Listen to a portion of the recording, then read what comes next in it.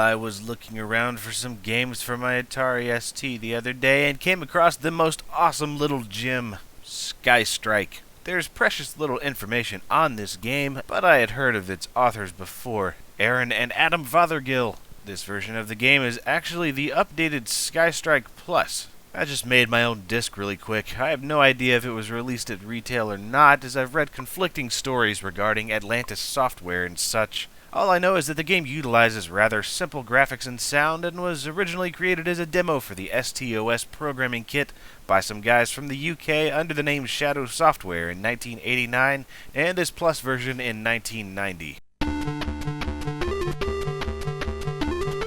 The game starts off with a dandy little tune and the option to play the game, read the instruction manual, or see the credits. The manual is an absolute must, and I'm so glad it's included in-game. Not only does it tell you the completely forgettable backstory, but also the very pertinent list of controls and game mechanics. This is a must-read unless you want to drive yourself crazy trying to figure it out. Starting the game gives you three options, the obligatory easy, medium, and hard. These should be pretty self-explanatory, and I chose easy for recording most of this footage since it's, well, easier. You are immediately inducted into the Royal Air Force and given your objectives for Mission 1. You start out on the runway in your Mark 14 Supermarine Spitfire in the year 1946. If you've played Broderbund's Wings of Fury on the Apple II or other systems, you'll be right at home.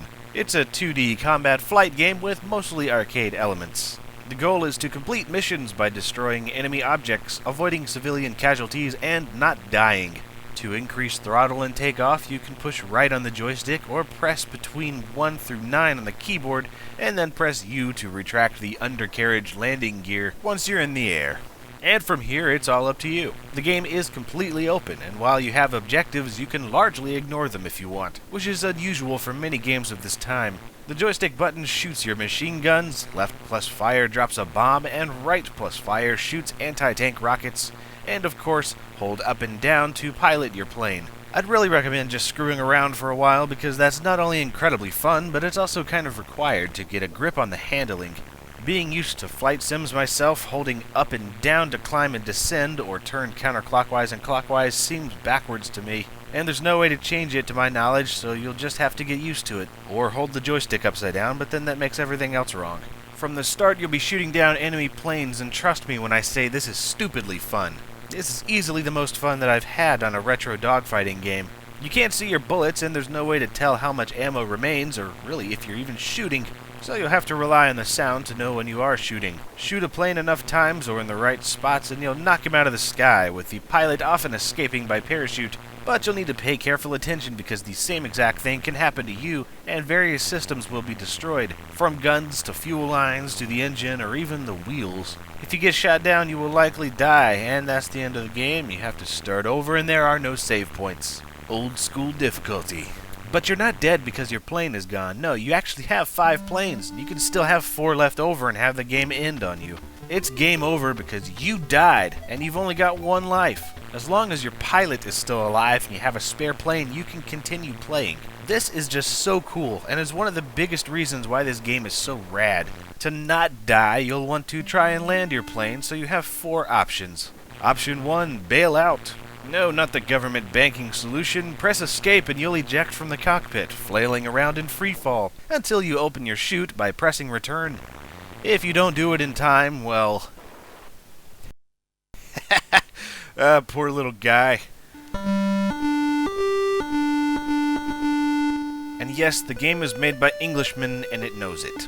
Option number 2, crash or belly land. If your wheels are destroyed and you're on the way down due to a failed engine or other such disability, it's possible to make a crash landing. Hopefully you'll survive, and hopefully you're in friendly territory. Option number 3, land properly at your base. This is pretty simple once you get the hang of it, but it's extremely hard to do if your plane is shot halfway to hell. But if you land successfully, you can get repairs and more ammo and fuel without losing a plane.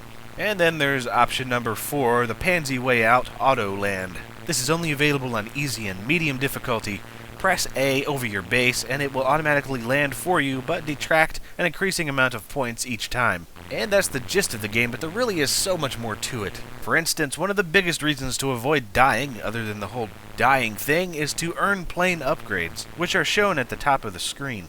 These often drop from the sky when you complete an objective and range from more ammo, more fuel, and aids like repairs and fire extinguishers. There is also a bonus power-up that sometimes appears when you fly at very high altitudes. A UFO will show up and beam you and your plane aboard their ship, giving you the ability to teleport from danger. This game, wow. I swear this is the most fun that I've had on my Atari ST and actually any retro computer game in ages. My face was hurting, I was laughing so much at the numerous absurdities, from the intentional humor in the game to the unintentional fall gags. It's too bad it's exclusive to the ST because it's criminally entertaining and deserves a larger audience. It's just so fun to go flying around pushing the limits trying to get just one more plane before you land for that next mission, or bombing the crap out of random mansions just because you can. I've even managed to shoot down other planes with my anti-tank rockets when I ran out of gun ammo. It's one of those games where you just think to yourself, I wonder if I can do this, and then you do it, and then you're smiling for the next 3 hours. For instance, when I realized that the world is completely destructible and persistent, with the damage that you do carrying over to the next mission. I mean, eventually you won't have a base to go back to if you don't repair it. And I still haven't even begun to scratch the surface. There are 56 freaking missions, and I've only reached number 6.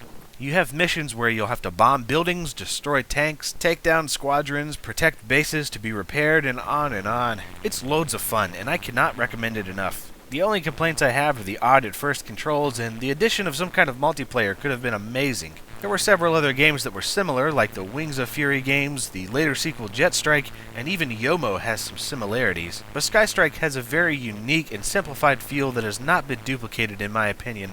The limitations like no save points and gameplay is only on one screen at a time instead of side-scrolling make it a one-of-a-kind experience. If you could find it in any way at all, especially if combat flight games interest you, then by all means track it down and give it a try.